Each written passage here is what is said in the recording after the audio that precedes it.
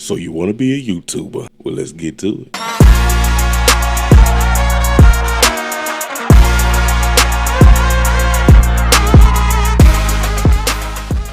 Thank y'all for tuning in here with the Most True Podcast. I'm your host, Brother Remembered Man, and I'm so glad to be with y'all today, or tonight, depending on what time you're watching this. Today we're gonna be talking. I'm gonna be just having a conversation with y'all. It's no reaction videos. It's no episodes with different topics. Today is just me just sharing my own personal experience being a YouTuber. And I know there's a lot of channels out here about, hey, I'm a YouTuber, I make this much money and it's been great, and it inspire you to do it. But a lot of times some of those people are not being some of those creators are not being fully transparent. And the goal of this video is to be fully transparent with you guys about my personal YouTube journey. I joined YouTube back in 2010, but I didn't start doing any content until February of this year. It's been about 6 months, and it has been a journey these past 6 months. It's been a grind. YouTube and content creating is a grind. Don't let anybody make you think that you can just get in front of the camera and make a video and all of a sudden, boom, there it is, and you got millions of views now, and you're making money hand over fist. It's not like that, guys. It's not like that at all. To make an effective YouTube channel, you have to be dedicated, and you have to keep the eye of the tiger. You got to keep your focus. And I've tried many things. I've failed at a few things. I failed at many things, and I've succeeded in some areas. The one thing I could tell you is you have to be consistent with your videos, even when no one's watching but yourself. And I can attest to that. Like that, I have videos and have that one view on there. That one view was me. But you have to be consistent with it. Even when no one is watching, even when you're discouraged and you got your head in your hands and you're wondering, like, is it worth it? Because you're gonna come in that fork of the road. You're gonna ask yourself, is it truly worth it? You know, I went through all this hard work of coming up with ideas and writing scripts, if you write scripts, and pouring my heart into these videos, editing, software, the microphones, cameras, all this lighting, and made this video that I just thought that was so great. And I put it up there just for a handful of people to watch it. And it could be discouraging. But the main thing I would tell you is that you have to know your why. You have to know why am I doing this? If you're doing this to make money, then you're in it for the wrong reason. You have to have a passion to do this. You have to have a drive to do this. Now, this is coming from someone who initially, YouTube was not my thing. I didn't want to be a YouTuber at all. I'm very content working my job, but I felt a calling from God to do this. And it started out with me making one video. And I think the video was maybe about 5 minutes. And to this day, I think that video only has, I'm going to put it up here. To this day, that video probably only has maybe 3 or 4 views on it to this day. But it unlocked a passion in me, a passion to share my testimony, what God has done for me with the world, and hoping that the things that I went through can help somebody else. Now, you know, you're going to have a lot of content creators telling me, you got to find your niche. You got to find your niche. You know, you want to make videos about finance. You want to make videos about tech. You want to make videos about, and if that's your niche, hey, go for it. But that wasn't mine. The topics that God had me, the topics that I've been doing is topics on Christianity, because this is a Christian podcast, Christian platform, the Word of God, helping people to grow in their faith, being a defender of the faith, and just putting a difference between the gospel that's being preached that is not centered around Christ, and the gospel of Christ that is going to help us grow in leaps and bounds. Now, that is not a popular niche on YouTube. So it took a lot of work to get my channel to the point where it is. And I'm a small channel, guys. At this moment in time right now, I'm at 3,529 subscribers. And I'm going to tell you something. I've tried so many ways to get subscribers. One thing that I did do was I did try the YouTube promotion. When I first started out, I think I had maybe 200 subscribers, and I tried the YouTube promotion, and it worked. I did wind up getting about 700 subscribers off of that, but those subscribers were not subscribers that were active in the channel. Now they count. They will count if you use it, but it wasn't active in the channel. So I stopped doing the promotion and just started trying to get it the hard way, getting it the long way. And YouTube is the long game. It's not, if you're looking for a short-term success, then you may want to go to TikTok, you may want to go to Instagram or Facebook Reels or something like that.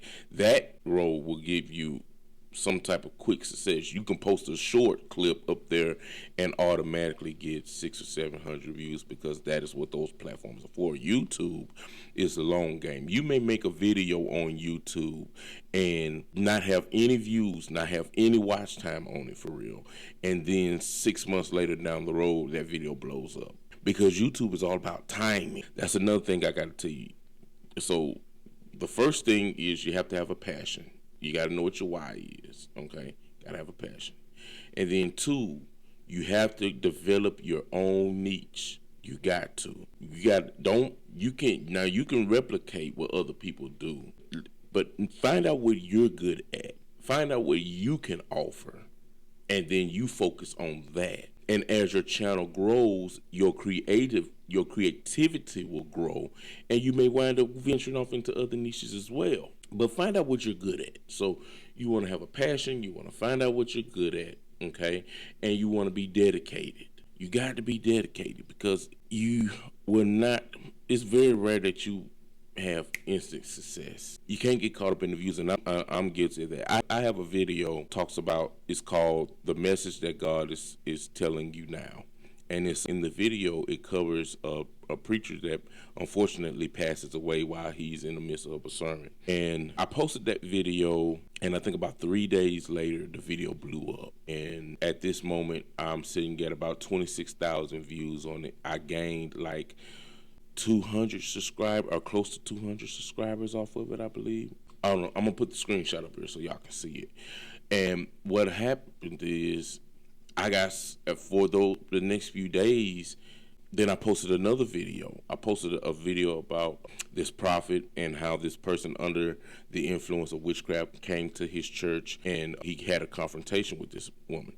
And that video began to blow up. And currently I'm sitting at 16,000 views with that. And that video alone has 1,100 watch time hours on it. And then I did a video on Juanita Bynum. That video is approaching 2,000 views. And then I did a video as soon as P. Diddy got arrested, and the breaking news came out. I did a video on that. That video went up to like, I think it's sitting at like 5.8K. So I wind up, and all this is recent, by the way. This isn't a long time ago. All this is recent. I've been, up to that point, I have been posting videos, and I think the most I would get outside of the ones I use for YouTube promotions, the most I would get was like 70 views, 50 views, 30 minutes of watch time, an hour of watch time. If I'm really lucky, sometimes 2 hours of watch time. So when all of a sudden the algorithm picked up on the first video about the pastor that passed away, and then started pushing it, and then the momentum started picking up, I tried to capitalize on that momentum by putting other videos out. And I wound up getting caught up to the point where every day I was checking the watch time. Every day I'm checking the views.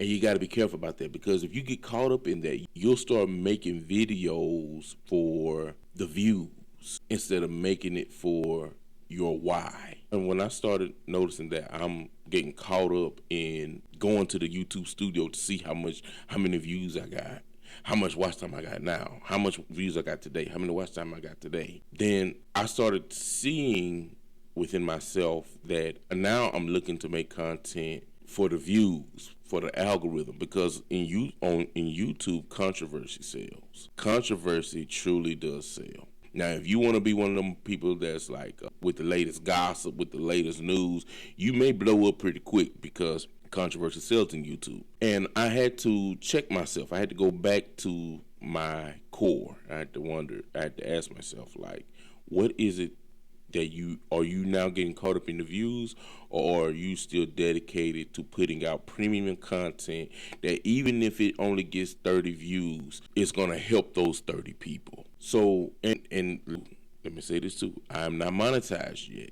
I'm approaching it, but I am not monetized. And that's another thing too. Once you get monetized, and I've talked to different content creators that have been monetized. Some of them are getting pretty hefty checks. They were telling me that you have to, whatever it took to get you monetized, if that is what your audience is used to, then you don't want to deviate.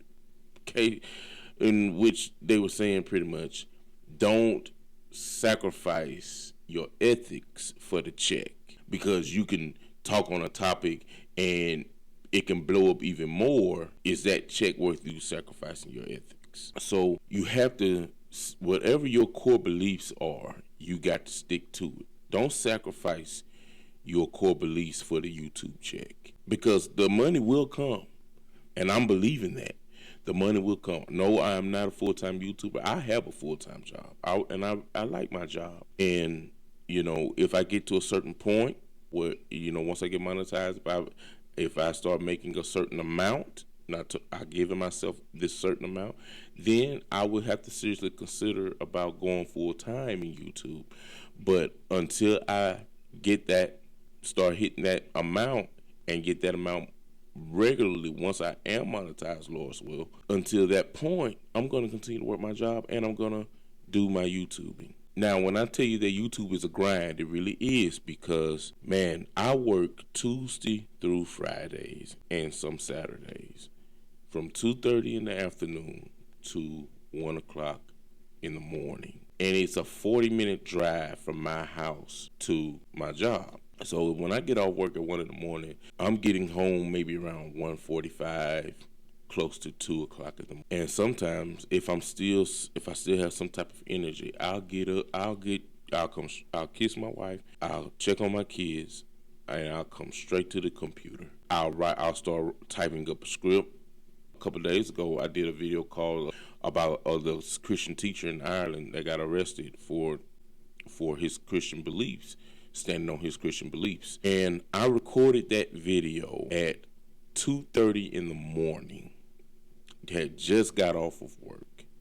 And when I got done editing it and scheduling the post for it, it was almost 7 o'clock in the morning, and I had not been asleep. And I had to get up. I had to be at work at 2:30 that day. And I think I went to sleep around 7. I got up at around 12, took a shower, got ready, and left the house for work. I'm using it as an example to say you have to be dedicated. You have to be. There's times where, so I have stuff scheduled. I have on my computer, I have a schedule on there. And on my schedule, I have certain times. This day, I'm going to write the script for this video at this time. And then in 2 hours later, I'm going to record this video. And then tomorrow, I'm going to edit it. And I'm going to release it on this day. So I constantly go by my schedule. You have to be scheduled. You have to have some type of structure. You can't just be winging it, So that's another thing I would tell you, is that you have to have structure. And I cannot stress it enough. You have to continue to post, even when you don't feel like it, even when you don't want to. You have to continue to work this channel. You have to continue to put out content. You have to continue to do your research all the time, because if you want to put out premium content that people are going to enjoy and have it look professional, you're going to have to dedicate time to it. This is not a overnight success. I know people look at Mr. Beast, but look how long Mr. Beast has been on YouTube. You got some people that's been on YouTube 15, 16, 17, some going on 20 years, and have just now starting to see some type of moderate success. Listen, man, I'm 6 months in, and I'm about 900 watch hours away from being monetized. But do you understand the work that I had to put in to get to that point. So you have to have a good work ethic to make this happen. It's got to be something that you love to do, because there are going to be days where you doubt yourself. There's going to be days where you wondering why no one's watching. Do they even like my content? There's going to be days where you want to quit. There's going to be days where you just don't want to be bothered with it anymore. So it has to be a drive and passion. My YouTube journey is far from over, guys, but that's what I've gotten so far. Now, the next time I come to y'all about part 2 of my YouTube journey, hopefully I'll be monetized by that time, and I'll tell y'all what to expect once you are monetized. But until then, this is Brother Jason Rembert. I love you guys. Pray for me as I pray for you, and I'll talk to you later.